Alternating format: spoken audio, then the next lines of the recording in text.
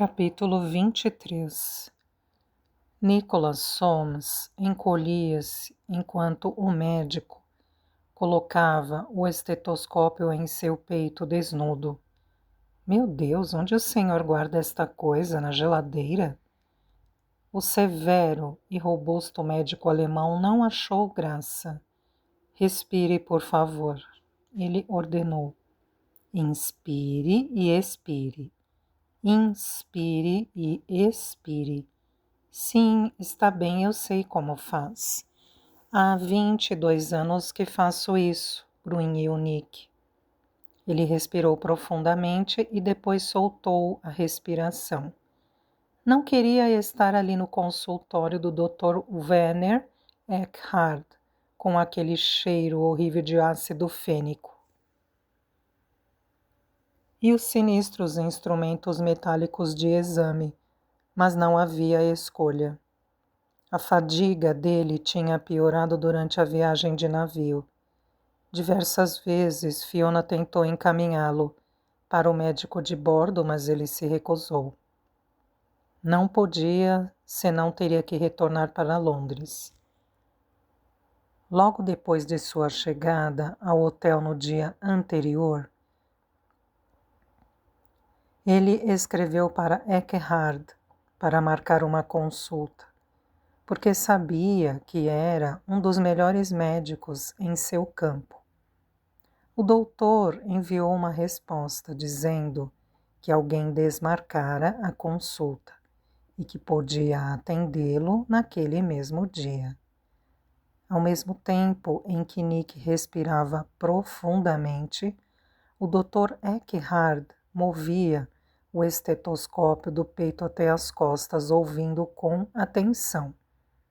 Depois ele se empertigou, tirou o aparelho dos ouvidos e disse: "É o coração. Tem lesões. Pude ouvi-las. O sangue está com um chiado." "Isso não é a cara de um alemão?" pensou Nick.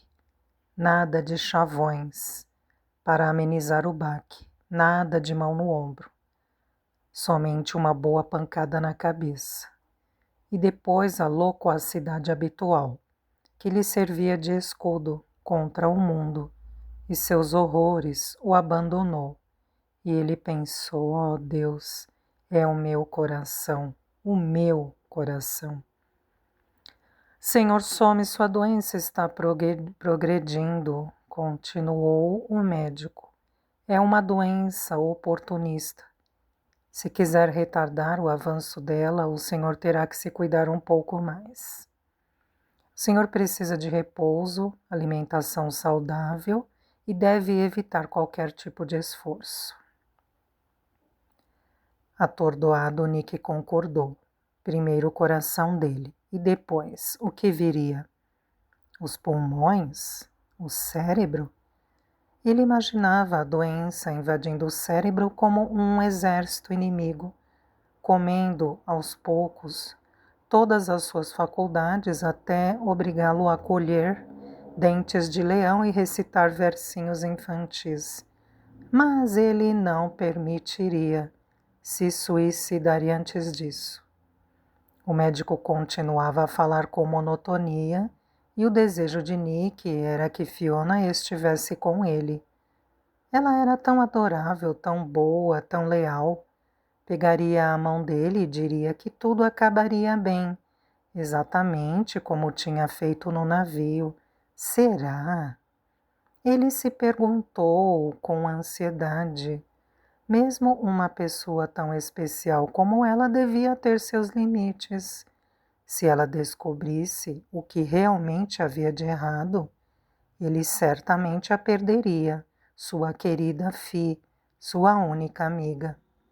Da mesma forma que perdera todo mundo. "O senhor está me ouvindo, Sr. Soames?" perguntou Eckhard, olhando-o sério. "Isto não é uma piada. É importante que o senhor tenha um bom sono, 10 horas por noite, e um cochilo durante o dia." "Olhe, Dr. Eck, vou descansar mais", ele disse. "Mas não posso virar um inválido. Veja, Tenho que abrir uma galeria e não poderei fazer isso na cama. Que tal o tratamento com mercúrio? Eckhard fez um gesto de desaprovação. Inútil. O mercúrio escurece os dentes e dopa. Interessante. O que o senhor prescreve, então? Um tônico que eu mesmo concebi. Fortalece o organismo e deixa o indivíduo mais resistente. Vamos experimentá-lo, então, disse Nick. Enquanto ele se vestia, Eckhard decantava uma solução escura e viscosa num pequeno frasco de vidro, dando-lhe instruções sobre a dosagem. Depois o médico disse que ele teria que retornar no mês seguinte e pediu licença para atender um outro paciente. Nick foi ao espelho para dar um nó de Windsor em sua gravata de seda e, olhando seu rosto, pensou: pelo menos ainda pareço saudável. Talvez um pouco pálido, mas só isso. O Eckhard está exagerando. Todos os médicos exageram. E é assim que mantém os pacientes. Vestiu o paletó e guardou o vidro no bolso. Na saída, pediu à recepcionista que mandasse a conta para o hotel. Lá fora, a manhã ensolarada de março era revigorante. Nick estava especialmente elegante com seu terno cinza, colete, gravata, sapatos e, sobretudo, marrons, cor que preferia ao preto. Com as mãos no bolso, caminhou pela Park Avenue, atrás de um carro de aluguel. Seu modo de andar era ligeiro e estranhamente gracioso. O ar gelado coloria sua face pálida, realçada pelas maçãs do rosto bem marcadas e estonteantes olhos azul turquesa. Embora atraísse muitos olhares de admiração, ele se entregava aos seus próprios pensamentos sem prestar atenção em nada.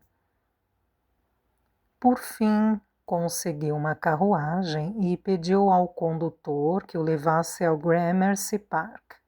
Durante o percurso, o veículo passou por uma galeria de arte na 14th Street. O estabelecimento parecia extremamente próspero, com um toldo branco e portas de metal polido ladeadas por vasos de bronze. Olhou-a com uma expressão determinada. Teria a sua galeria e ela também seria próspera. Não se deixaria abater pela doença. Ele era mais forte do que aparentava e provaria isso. Para Eckhard, para ele mesmo. Para muitos, para o pai que o considerava uma aberração e desejava que ele morresse logo para poupar a família de uma futura desgraça. A imagem deste homem surgiu de maneira espontânea, corpulento, frio, sisudo, riquíssimo, poderoso, monstruoso. Nick estremeceu e quis que a imagem se dissipasse. Mas ela persistiu e ele lembrou a noite em que o pai ficou sabendo de sua doença, quando o jogou furiosamente contra a parede. Ele se viu caído no chão tentando respirar, olhando as biqueiras do elegante par de sapatos do pai, enquanto este andava pela sala. Eram sapatos da Lobs, reluziam de tão polidos. A calça da Pous estava impecavelmente vincada. A aparência era tudo em um homem. Fale e se vista como um cavalheiro, e você será um deles, mesmo sendo um espancador de seus cavalos, criados e filhos. Nick repeliu a lembrança e puxou o relógio. Tinha que encontrar um corretor imobiliário às 11 horas. para ver alguns imóveis para a galeria. Ele abriu por engano a parte de trás do medalhão. Uma pequena fotografia caprichosamente recortada caiu em seu colo, pegou-a. Seu coração se apertou, enquanto ele olhava o jovem que lhe sorria. Ao lado do rapaz liam-se as palavras Chat Noir, escritas na parede. Nick ainda se lembrava perfeitamente daquele lugar. Podia até sentir o gosto do absinto e o aroma da noite. Uma rica mistura de fumaça de cigarro, perfume, alho e tinta a óleo. Assim como podia ver os amigos, seus rostos, suas roupas surradas e suas mãos manchadas. Pôs a mão no coração e sentiu os batimentos. Lesões? Se a horrível perda que sofrera no outono passado não o fizera parar de bater, como algumas poucas situações fariam isso? Continuou a mirar a foto e de repente já não se encontrava em Nova York. Estava outra vez em Paris, com Henry sentado à frente na mesa do café, vestindo seu paletó favorito, cor de vinho. Não era março, era maio, na noite em que se conheceram. Ele estava de novo em Montmartre.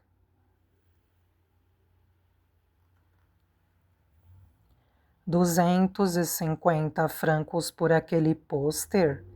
Gritava Paul Gauguin, em um francês grosseiro e encharcado de vinho.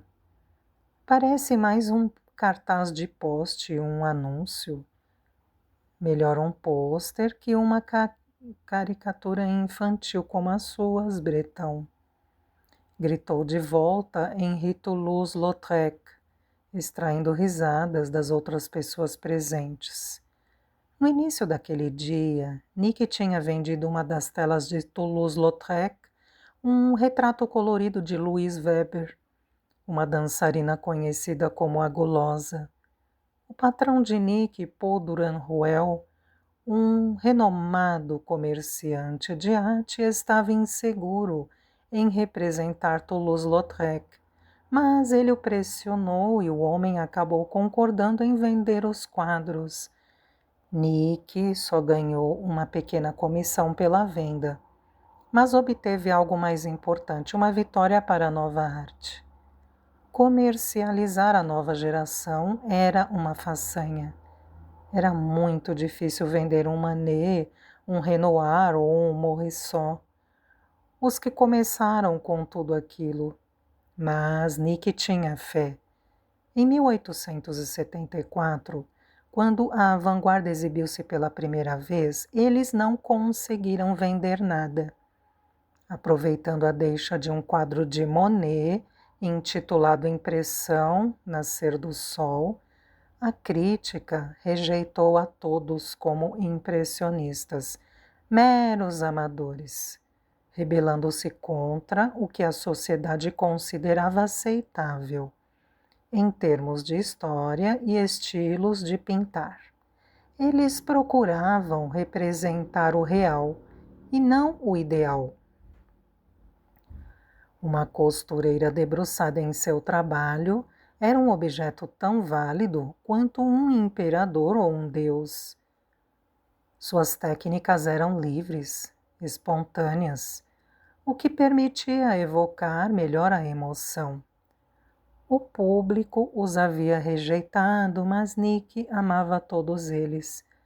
O realismo com que retratavam a vida saciava a sua fome de um pouco de honestidade em sua própria existência.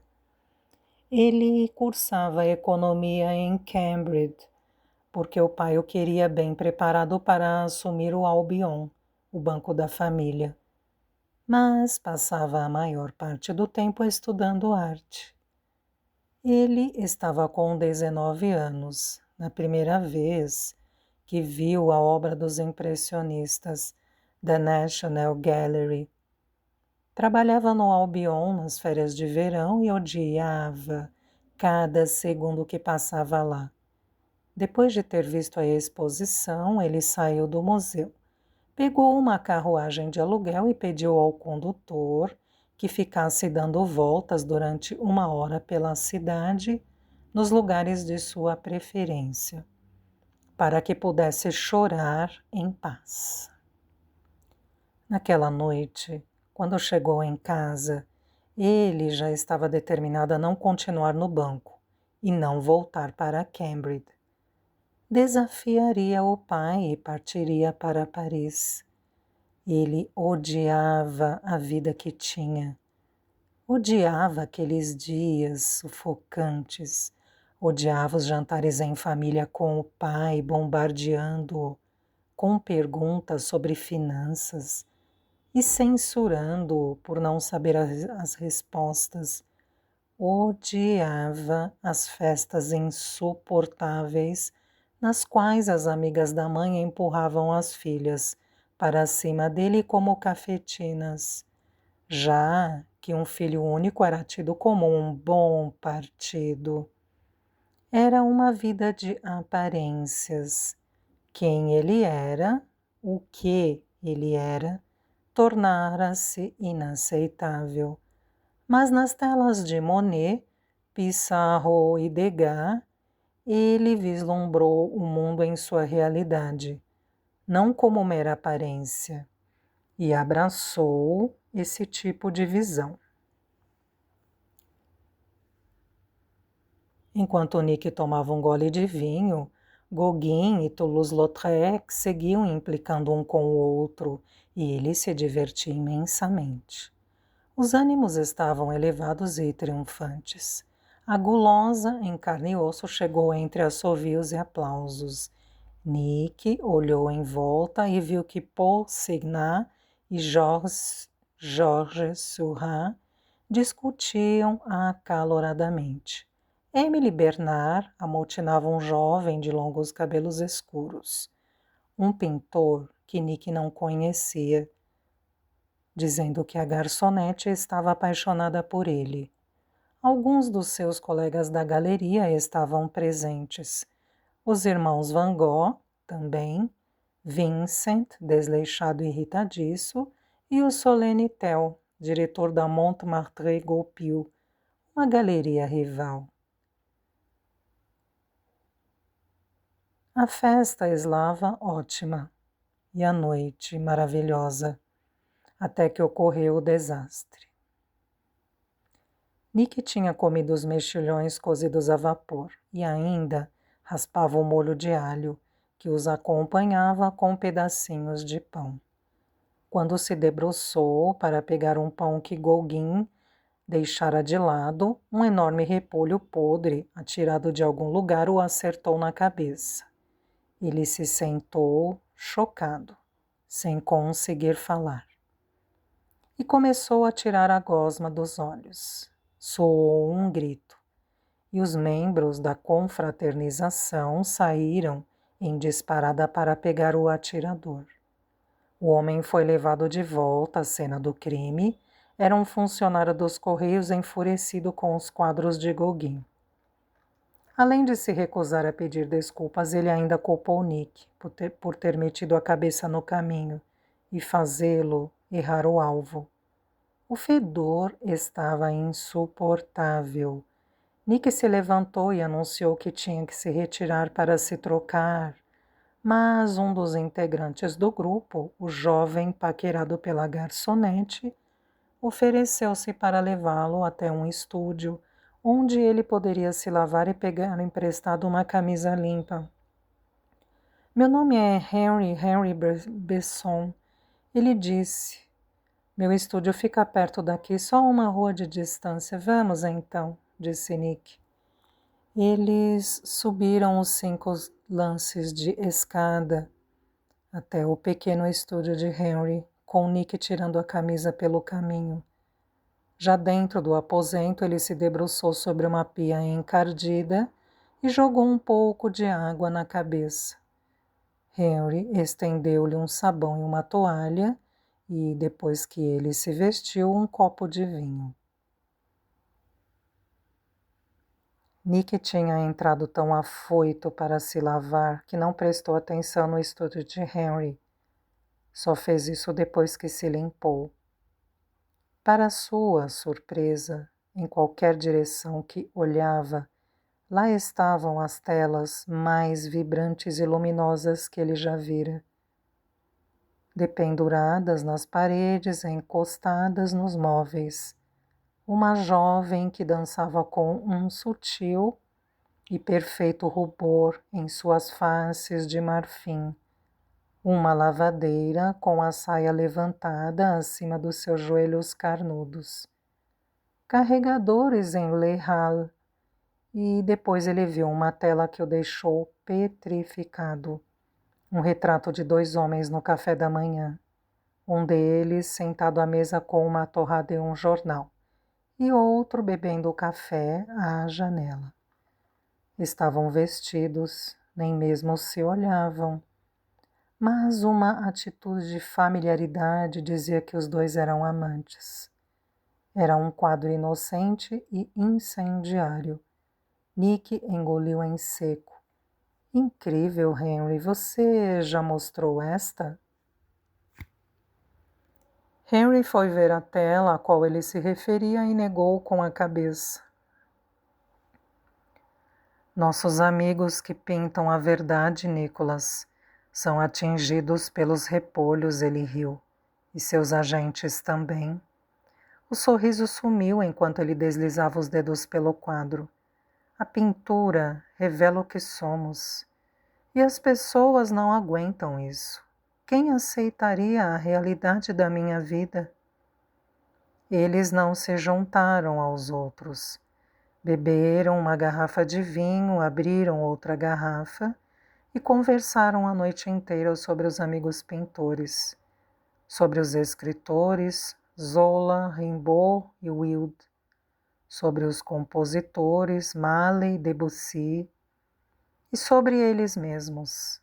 E na manhã seguinte, enquanto os primeiros raios do sol acariciavam o corpo de Henry, que dormia, Nick continuava acordado e, quase sem fôlego, observava a respiração dele, com uma estranha plenitude em seu coração. Um policial deu umas batidas no seu veículo e o tirou de seus pensamentos.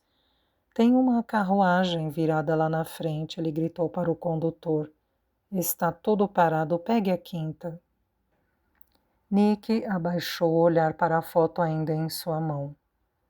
O paletó que Henry vestia o fez sorrir. Lembrava-se de tê-lo comprado para ele. Colocou a foto no medalhão do relógio. Henry achava que Nick era muito bom, muito generoso para ele. O que Henry não sabia é que os presentes que Nick recebia, amor, felicidade, coragem, eram muito mais valiosos. Foi o único que o convenceu a enfrentar seu pai, a viver a vida de acordo com suas próprias escolhas. Mas nem tudo foi um mar de rosas.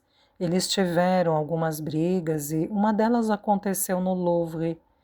Ainda bem que fizeram isto em inglês. Henry insistia em conversar nesta língua para se aprimorar e a maioria dos presentes não entendeu nada, o que não a tornou menos constrangedora. Henry, por favor, abaixe o tom da voz. Pelo menos admita que estou certo. Eu gostaria, mas... Mas o quê? Você não precisa do dinheiro dele e ganha muito bem na galeria. Nem tanto assim. Ganha sim, dá para pagar o aluguel, garantir comida e vinho e ainda nos dá uma boa vida. Que diabo, Henry, você está fazendo um escândalo, as pessoas olhando. Que se danem. Que ce que vous regardez? Me levou de vos affaires. Ele berrou para as 2 matronas abelhudas e olhou no fundo dos olhos de Nick. Mande-o para o inferno, Nicholas. Deixe que ele o prive da herança. Você pode fazer sucesso às suas próprias custas. Você é o melhor vendedor do Ranwell. Qualquer galeria de Paris quer lançar você, me contratar. Você pode abrir a sua própria galeria e ter escritórios em Londres, Amsterdã, Roma. Você não entende. Henry, a coisa não é tão simples. Monsieur, s'il vous plaît, interveio o guarda. Seguiu-se um silêncio de perda. Henry fingia interesse em um quadro de Vermeer. Nick olhava o amigo que, por sua vez, observava a tela de testa franzida, de pé e de braços cruzados, com os cabelos castanhos caindo pelas costas. Que homem bonito, ele pensou, tão bondoso e caridoso, talentoso, inteligente, infernalmente teimoso, e o amo mais do que qualquer outra pessoa que já amei, loucamente. Henry lançou um olhar furioso para o guarda e depois sussurrou para Nick. Você quer voltar para casa? Sente falta daquela horrível Londres, da chuva, das nuvens? Pode ir, inglês, você não me ama. É inglês, Henry. Eu amo loucamente, mas eu... Henry o cortou. Então você não se ama. Se voltar, será a sua morte. Você sabe disso, não sabe? Você não deve a sua felicidade a ele, Nicholas. Não deve a sua vida a ele. Eu sinto que devo. Mon Dieu, por quê? Dever, eu acho. Eu sou filho único. Nossos ancestrais fundaram o Albion há mais de 200 anos. Já se passaram 6 gerações, eles esperam que eu seja a 7ª. Mas você odeia bancos, Nicholas. Não consegue controlar suas contas, nem mesmo deposita suas comissões. Eu é que tenho que fazer isso. Eu sei, eu sei. E você deixaria Paris por um banco. A sua vida aqui, seu trabalho, você me deixaria? Mas o maldito problema é justamente esse, Henry, não posso te deixar. Nick tinha se apaixonado por Henry na noite em que se conheceram e a recíproca foi instantânea. Isso o deixou se sentindo sujo e envergonhado, mas nunca se apaixonara. Como era maravilhoso! De repente, a atividade mais banal se enchia de magia. A simples compra de um frango lhe dava um prazer indescritível, só porque o levaria para Henry cozinhar com ervas e vinho para a ceia. Encontrar rosas brancas no mercado era o melhor que podia acontecer no dia. Mesmo que ele tivesse vendido 6 telas, pois eram as flores favoritas de Henry. Ir a Tassett Low Holt no sábado para escolher as melhores tintas e melhores pincéis. Henry não tinha dinheiro para comprar estas coisas. E depois deixá-los ao lado do cavalete com todo o cuidado trazia uma alegria indescritível. Depois de um mês, eles já estavam morando juntos e o que se seguiu foi um ano de perfeita felicidade. Nick foi promovido 2 vezes. Durand Ruel declarou que nunca tinha visto ninguém tão jovem, com tanto tino comercial para a arte. E toda a noite Henry o esperava em casa, para conversar e rir dos acontecimentos do dia. Mas havia uma nuvem escura no horizonte, o pai de Nick. O homem ficou furioso quando Nick partiu para Paris. No início ele o deixou em paz, achando que o interesse do filho pela arte era apenas uma fase. Mas agora ele queria que Nick voltasse para casa. Já tinha completado 21 anos de idade e o pai escreveu. Era tempo de Nick assumir suas responsabilidades. O pai dele queria expandir a influência do banco, abrindo filiais pela Inglaterra e por toda a Europa. O mundo dos negócios estava mudando, ele disse. O Albion precisava se tornar mais visível para o público. e ele queria o filho ao lado, ajudando-o a planejar este crescimento. Quando Nick se recusou a retornar, o pai cortou-lhe a mesada.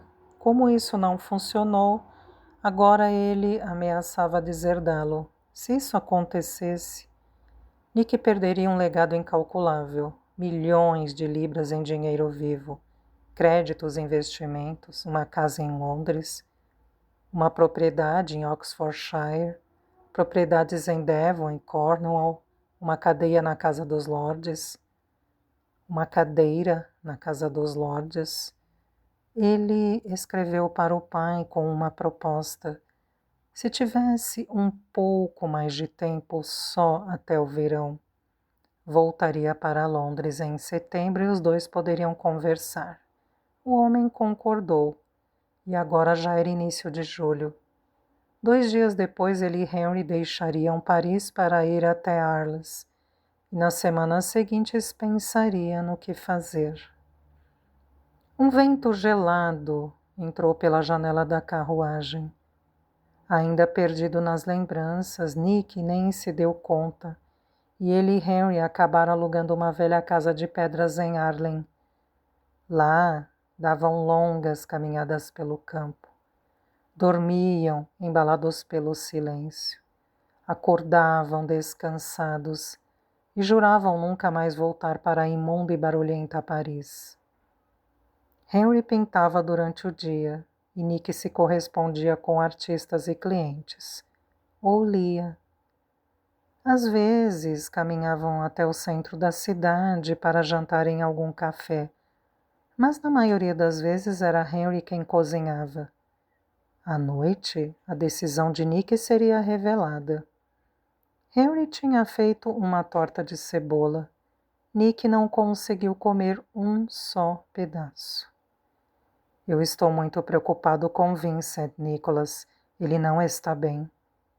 Disse Henry, servindo-se de um copo de vinho. Os dois jantavam no jardim. Para você nada está bem, retrucou Nick. Não brinque, isso é sério. Henry se pôs a descrever o que acontecia de errado com Vincent Van Gogh, que passava o verão em Arles. Mas Nick não ouvia uma única palavra. Durante o verão inteiro, eles haviam conversado sobre artes, amigos, comida, vinho. Conversavam sobre todo tipo de coisa, menos sobre o que mais pesava sobre ambos. Mas naquela noite, eles teriam que entrar neste assunto. Nick já tinha feito a sua escolha. Durante a tarde, enquanto Henry estava fora para pintar, ele caminhou até o correio e enviou uma carta ao pai, comunicando a decisão que tomara. Depois, sentou-se num banco próximo ao correio e esperou até que fechasse, e o funcionário saísse com a sacola de correspondências, para ir à estação e colocá-la no trem para Paris. Só assim ele teria certeza de que não poderia pegar a carta de volta. Quando chegou em casa, encontrou Henry tirando a torta do forno. Ele tentou falar, mas Henry o cortou, mandando-o sentar-se à mesa. Essa tarde eu vi o Vincent na cidade, disse Henry. Está tão magro que quase não o reconheci. Vestia um paletó velho e uma calça surrada. Pensei que era um vagabundo. Ele me convidou para ver o trabalho dele e que tal? Surpreendente. Fez uma natureza morta, de uma xícara de café que você tem que ver, e um retrato de um garoto zouave. Que cores tão fortes, tão completamente originais. Ou seja, ele não conseguirá vendê-los. Bem, Henry lançou um olhar esperançoso para Nick. Talvez nas mãos de um bom negociante, o melhor de Paris. Nick tomou um gole de vinho e o olhou longamente. Você pelo menos podia tentar? Claro. Nick abaixou o copo. As suas mãos tremiam tanto que ele o derrubou na mesa. Henry correu para limpá-la. Nicholas, você está bem desastrado. Olhe, seu prato está cheio. Henry notou que Nick não tinha tocado na comida. Por que não está comendo? Não gostou da torta? Ele não respondeu. Seu peito apertava como se todo o ar tivesse fugido. Nicholas, o que está vendo? Henry, eu... Ele quase não conseguia falar. Oh, Deus, ele gemeu. Diga, o que há de errado? Você está doente? Ele olhou para Henry e segurou a mão dele. Eu escrevi hoje para o meu pai. O rosto de Henry empalideceu e ele se apressou em concluir. E disse que eu não podia voltar para casa. Henry caiu de joelho, ao lado da cadeira de Nick, pondo as mãos no rosto. Nick o puxou para si e o abraçou com força, até que sentiu que ele soluçava. Henry, por que você está chorando? Perguntou. Achei que você ficaria feliz. Eu estou feliz, seu idiota, estou feliz por mim. E estou chorando por você, por tudo que você vai perder, sua casa, sua família, tantas coisas. Shhh, está tudo bem. Agora você é a minha casa e a minha família. Naquela noite eles choraram, mas também deram muitas risadas. Nick sabia que talvez um dia se lamentasse pela decisão que tomara, mas tinha sido a decisão mais certa.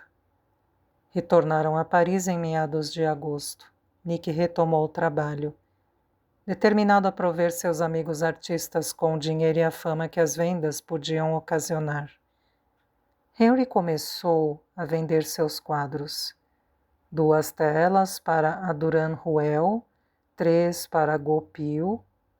Quando chegou setembro, sem que Nice recebesse qualquer palavra de casa, ele compreendeu que o pai cumprira a ameaça e que não haveria mais contato com a família. Isso o fez sofrer profundamente. Mas ele podia aguentar.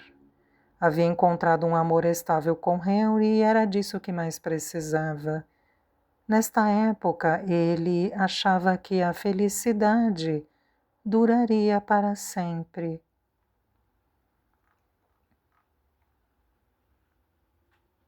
A carruagem parou no lado leste da Irving Place, tirando Nick de suas lembranças. Ele saltou, sacou a carteira e pagou a corrida. Elegante, ele pensou enquanto dava uma olhada na vizinhança. Ricos tradicionais. Sorriu e se perguntou se Nova York tinha ricos tradicionais há muito tempo. Uma geração? 2? Não importava se eram novos ricos ou velhos ricos, contanto que os nova-iorquinos comprassem suas telas. E eles comprariam. Duran Ruel tinha ido para Nova York em 1886 com 300 telas impressionistas e teve uma resposta esmagadora. Havia muita gente na cidade com sofisticação suficiente para apreciar a nova arte. E Nick teria muitos quadros para vender. Antes de partir para a América, ele enviou milhares de libras para a galeria, quase todo o seu dinheiro, junto com um telegrama em que dizia para seus antigos colegas o que queria e os instruía a mandar as telas para um armazém de depósito em Nova York. Chegariam em uma semana. E quando elas chegassem, ele veria o rosto de cada um dos velhos amigos em suas telas. Cada tela continha um pedaço da vida do artista, de sua alma. Alguma coisa da vida de Nick também estava naquelas telas. E da vida de Henry também. Se ele fosse bem-sucedido neste empreendimento, se abrisse um mercado para os novos pintores, se os provesse do dinheiro necessário para que se mantivessem trabalhando, sairia alguma coisa boa de todo o sofrimento pelo qual tinha passado. Ainda sorrindo, foi ao encontro do corretor, Eckhart, que fosse bater em outra porta com todo o seu pessimismo, ele pensou. Nick não fazia planos de partir tão cedo, não naquele dia, e no outro também não. Ele tinha um trabalho importante para fazer e queria vê-lo realizado.